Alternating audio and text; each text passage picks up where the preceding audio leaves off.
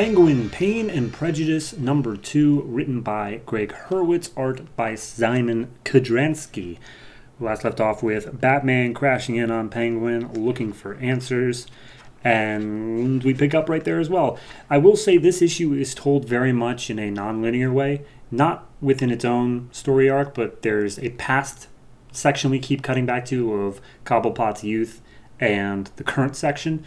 So I might be telling this a little bit out of the printed order, but it'll make more sense to me at least.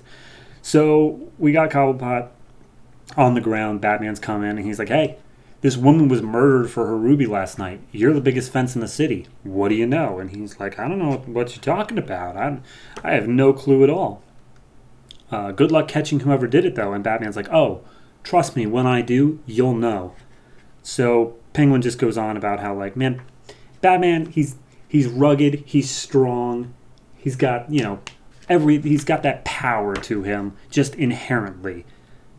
Unlike me, like, I had to work for the power I got. I had to really try for it, And then we start seeing cut to his younger life. There was one point where, he's caring for pigeons, and he's like, oh, come on, you got to eat if you're going to get big and strong. And some hunters, or just some kids messing with him, I guess, shoot the bird that he's playing with inside the, coop you want to call it. And he's just heartbroken over that. He sees his mom just caring for a little bird in a cage, and he makes a mechanical little penguin, little wind-up penguin, that when you twist up the back to it, out pops a little bouquet of roses. And his mother just praises him so much for that. Just like, oh, you're such a smart and such a talented young boy. His father, however, completely against it. He's like, no, a kid should not be that doting over their mother. It's not right for a young boy. Like, that freak is not...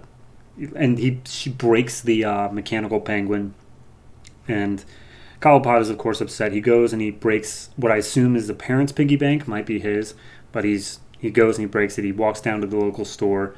And he gets a snow globe for his mother that has a penguin in it. And his mother, of course, loves it. And he's like, oh, thank you so much, Oswald. So, intercut between all this, again, is the modern day stuff where Penguin goes to, I guess, where his guys were that got the ruby for him. And he wants to go and he wants to tell him, okay, now I want some earrings to go with it, a matching set. And I just want to really quick diverge over to it. There's a bunch of rooms, and I don't know where they are, but he goes to one room and opens the door, and in that room is a single panel of what appears to be the Joker, face intact, wearing a bra and women's underwear, with a feather duster, tickling an upside-down goat with a ball gag in its mouth.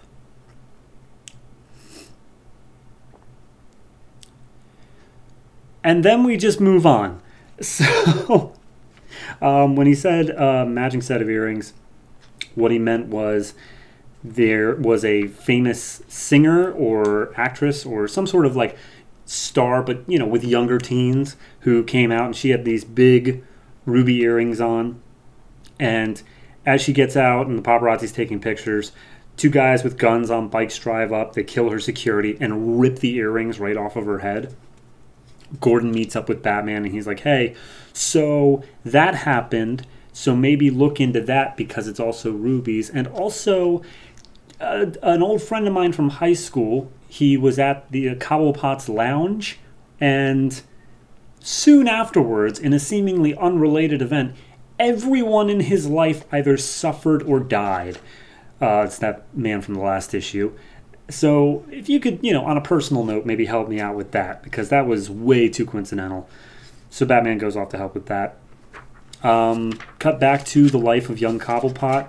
I guess one thing I do need to mention in current, he's still doting after his mother, and he makes a brand new mechanical penguin for her that can act as like a companion, can help get her to the bathroom. It can even fly, and he's using this in order to help his mother, who...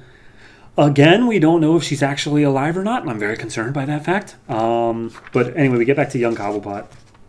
And again, his brothers are coming up and bullying him constantly. But at some point, he claims that everything turned. Things started going right for him.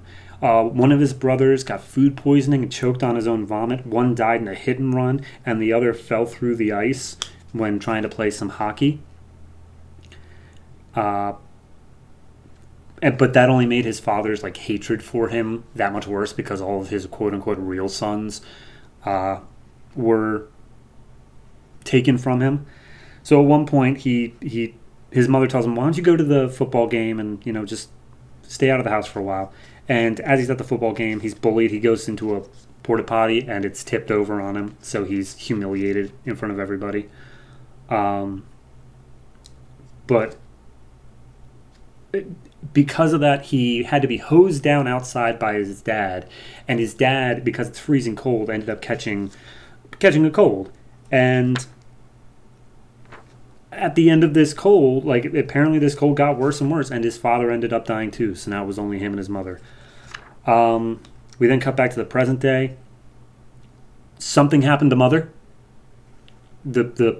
Some of the goons come in and say like, "Hey, the penguin sounded an alarm, but like your mother's not there. Like she's got the whole cloth over the head and everything." He takes the snow globe that he gave her after all that time, shakes it, tries to get it moving again, and then there's just this 9-panel grid of him just trying to shake it, and it just gets smaller and smaller with these pages. Beautiful art. But then we get a cut back to young Cobblepot and how he's the one who killed all of his brothers. He poisoned the one who got food poisoning. He was driving the car that hit and run his brother. And then the one that fell through the ice while playing hockey, you can see him pouring hot water on the ice so that he would fall through. So, yeah. And then with his father as well. He did something, but it's a little bit less. I think he just smothered him. I think that's honestly all it was. But yeah, no. So he's looking back and he's like, "Look, I didn't get to where I was. I didn't have the power and the strength that I have now because I was born with it like Batman. I found what I was good at, and that is this destroying of lives." And that's where we end off with him, young Cobblepot, smiling in the morgue, looking at all of his dead relatives' names. Oh my God, this book. This is, just as a standalone issue, if you ignore the part about the ruby, this is fantastic. This is such a good dive into, like, Cobblepot and just how, like, you just think, Cobblepot's the wah, like the penguin. You think of it as Danny DeVito's penguin, but this dives so deep into the psychology of it, gives him a real, like, psycho sort of vibe, and after what we saw last issue with him just systematically destroying that man's life, this is a fantastic way to get anyone to think that the Penguin is a legitimately good villain. Like, just solid. Art-wise, it's absolutely gorgeous. Like, the 9-panel grid after his mother seemingly passes away, but I'm still not entirely sure she was alive to begin with. It's just, you see this sadness on his face as he's shaking the snow globe. It's beautiful. I imagine a lot of people have never read this because it's a mini-series at the beginning of New 52 that, whatever. If it keeps up this pace, I genuinely think this might have been one of the better things to come out of it because this is fantastic. So, no, I'm giving this individual issue an 8, and I am very much looking forward to reading the rest of it because, wow.